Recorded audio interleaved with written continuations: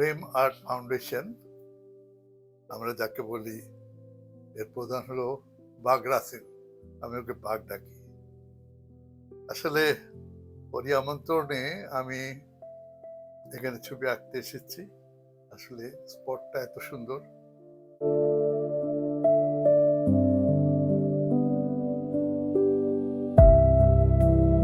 সবচাইতে মজা হচ্ছে প্রচুর বৃষ্টি। 1 ঘন্টা বাদ আবার বৃষ্টি, আবার থামে, আবার বৃষ্টি। ওর মধ্যেই আমরা অ্যাকচুয়ালি ছবি আঁকার উদ্দেশ্য ছিল পাহাড়ে পাহাড়ে ঘুরে বিভিন্ন স্পট দেখে ওখানে ছবি আঁকবো।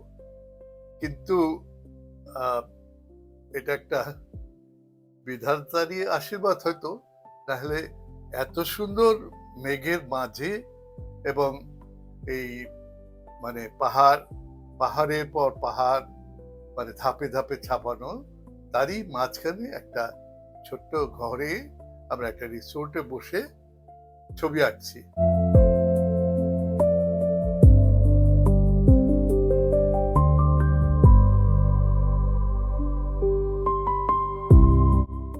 আমরা কিন্তু সবাই ছবি আঁকছি। ছবি আঁকার মাঝখানে আমার অনেক একটা ভাটা ছিল।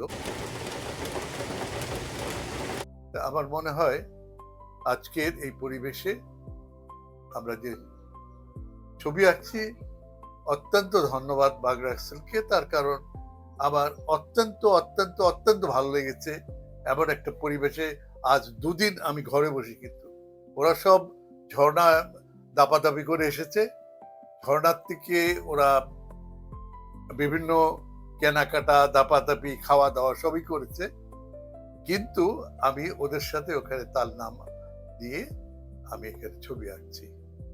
আমিও চেষ্টা করছি ছবি আঁকার। আসলে কেউ ছবি আঁকতে পারে না, কিন্তু সবাই ছবি আঁকতে পারে, আবার সবাই শ্রেষ্ঠত্ব অর্জন করতে পারে, এটি আমার বিশ্বাস। কাজেই আমার চেষ্টা, আমি জানি না কেমন হবে, তবে আমি চেষ্টা করছি।